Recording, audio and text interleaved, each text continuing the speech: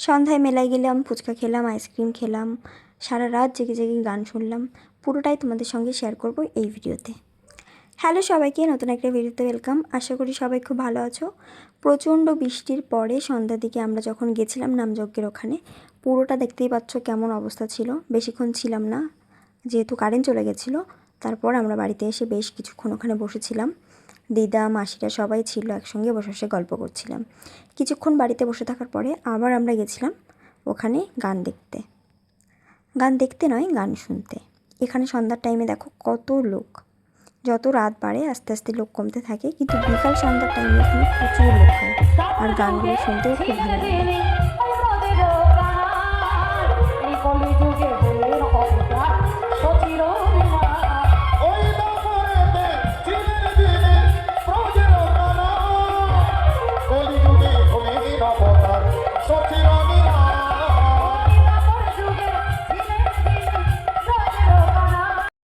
আজকে এখানে আসতে পেরে আর হরির চরণে প্রণাম করতে পেরে নিজেকে ধন্য মনে করছি।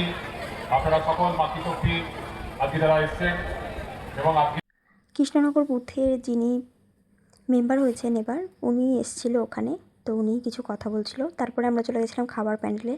ওখানে গিয়ে দেখি অনেকে এখনও খাচ্ছে। সারাদিন এখানে প্রায় খাওয়া দাওয়া চলতেই থাকে। অনেকটা রাত হয়ে গেছিলো, তাই ভাবলাম আর লেট না করে খেয়ে নেওয়া যাক, এরপরে আবার গান শুনতে যাব। আমরা প্রায় এখানে আসলে যতক্ষণ থাকি শুধু একবার যাওয়া আসাই হয়, আর যেহেতু রাত বাড়ছে সেই কারণে বেশি রাত করা যাবে না, তাই তাড়াতাড়ি করে খেয়ে এসে আবার গান শুনতে বসে পড়েছি।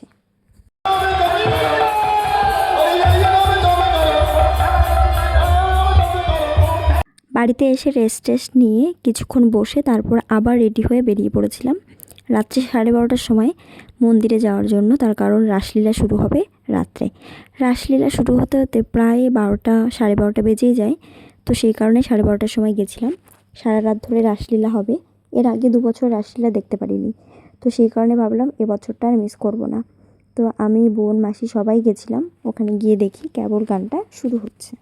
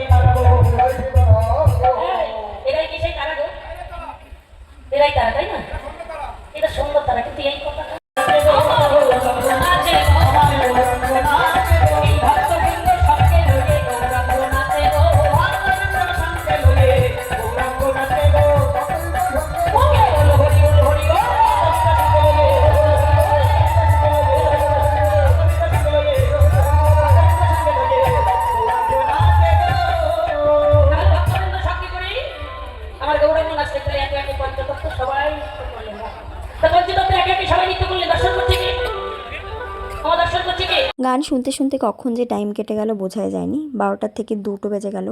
2টোর সময় দেখো এখানে প্রচুর লোক ছিল। তারপরে এখানে রাধা আর কৃষ্ণ একসঙ্গে দুজন দাঁড়ায় সেটাই দেখাচ্ছিল, আর এখানে রাধা নাচ করছিল। দেখতে এগুলো খুব মজা লাগে আমার, কেন জানি না। তোমাদের কার কার এমন দেখতে ভালো লাগে জানিও। আমরাও ওখানে একটু নাচানাচি করছিলাম। তো এখানে সবাই দেখো বসে বসে দেখছে। গান প্রায় শেষের দিকে, আস্তে আস্তে লোকজনে ফাঁকা হতে শুরু করেছিল, যেহেতু রাত থেকে ভোর হয়ে যাচ্ছে। অনেকেই এতক্ষণ বসেছিল, আর আমরাও এদিকে বসেছিলাম। এদিকে আমি, মাসি, আরও মামারা ছিল, ওই যে আমার বোন পেছনে।